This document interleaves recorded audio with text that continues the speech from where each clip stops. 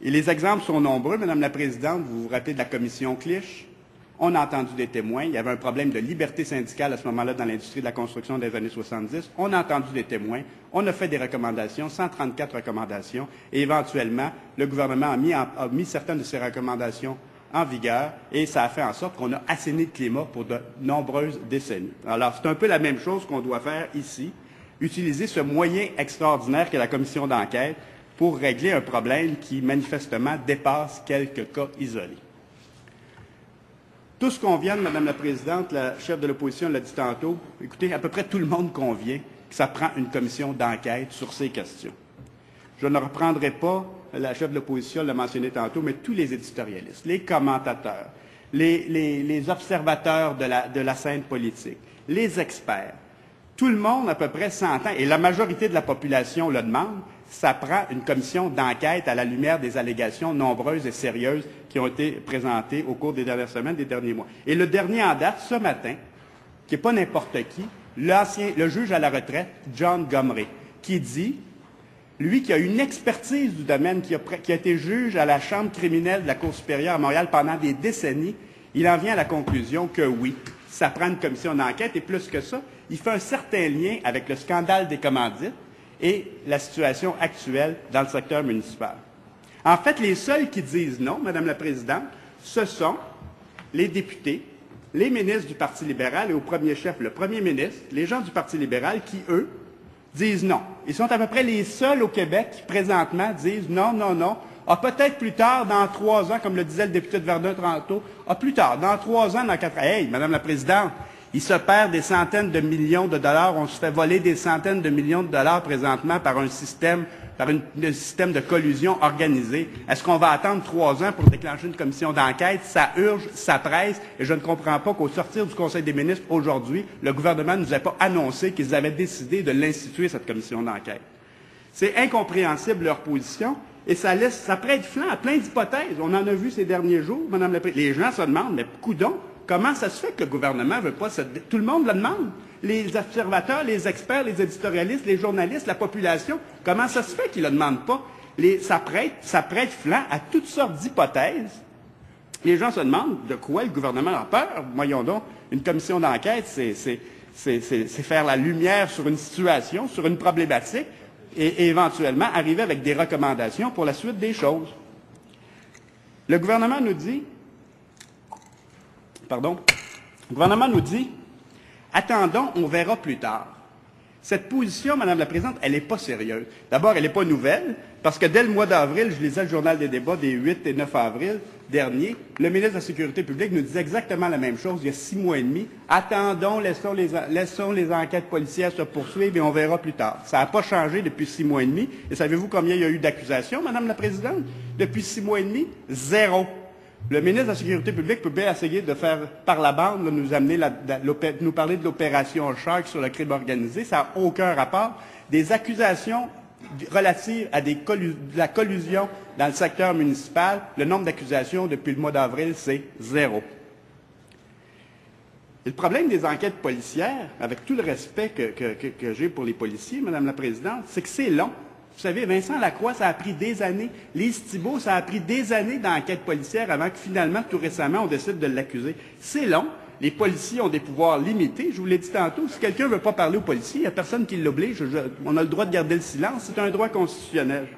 Et en plus, on se rend compte, et je voyais, Madame la Présidente, cette semaine dans ruefrontenac.com, que ça semblait être très difficile de la part des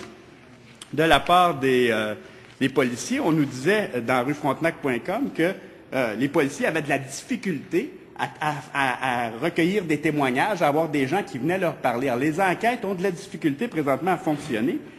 Et de toute façon, même l'expert que citait tantôt la chef de l'opposition, députée de Charlevoix, le disait, l'expert de la mafia le disait hier, l'expert de la mafia qui disait hier dans le journal Le Devoir, la police ne peut rien faire pour mettre au jour la corruption systémique qui règne dans le milieu de la construction du Québec.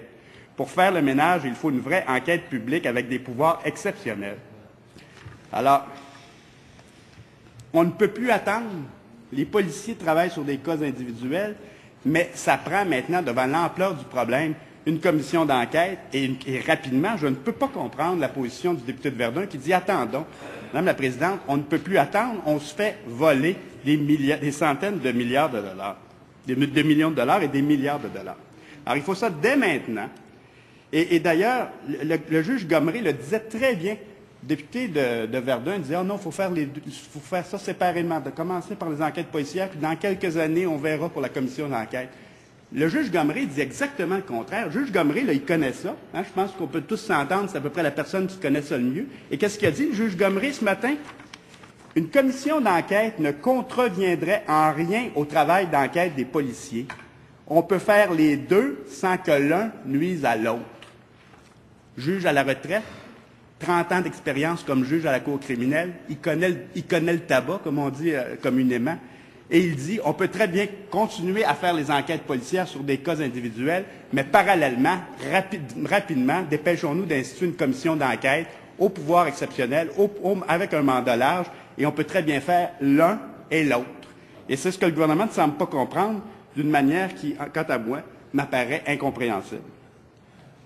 Alors, Madame la Présidente, j'espère que le gouvernement, devant la pression populaire, va finalement comprendre, j'allais dire, le bon sens. C'est-à-dire qu'on peut très bien continuer à avoir des enquêtes policières sur des cas individuels, mais rapidement que l'on institue cette commission d'enquête publique, transparente, qui va nous permettre de faire un état de la situation, d'assigner des gens qui peut-être ne voudraient pas parler, on va les assigner. On va entendre des experts qui vont nous dire comment ça se passe ailleurs, l'octroi de contrats publics en matière de construction dans les municipalités, dans les organismes publics, dans les gouvernements. Aller chercher les meilleures idées. Et éventuellement, cette commission-là va nous arriver avec des recommandations et on saura quoi faire pour la suite des choses, pour baliser la suite des choses.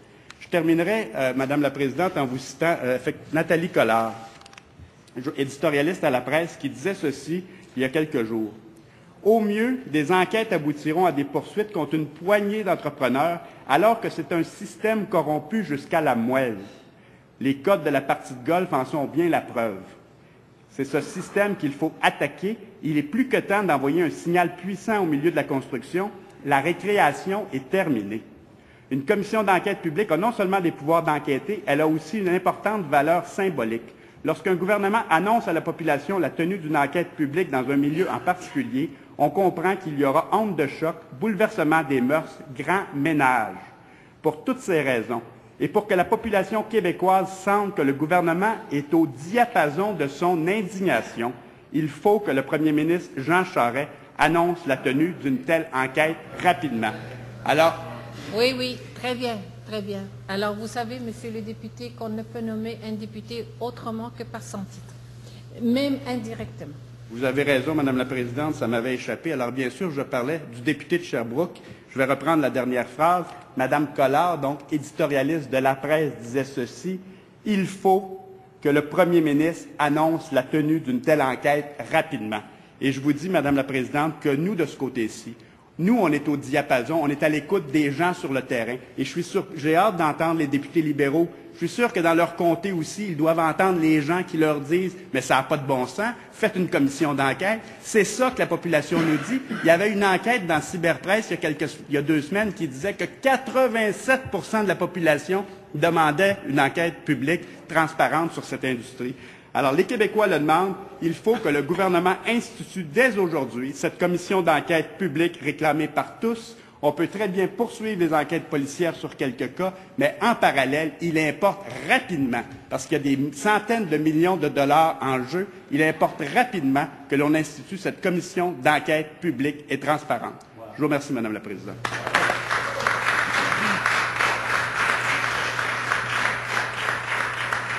Je vous remercie, monsieur le député de Chambly.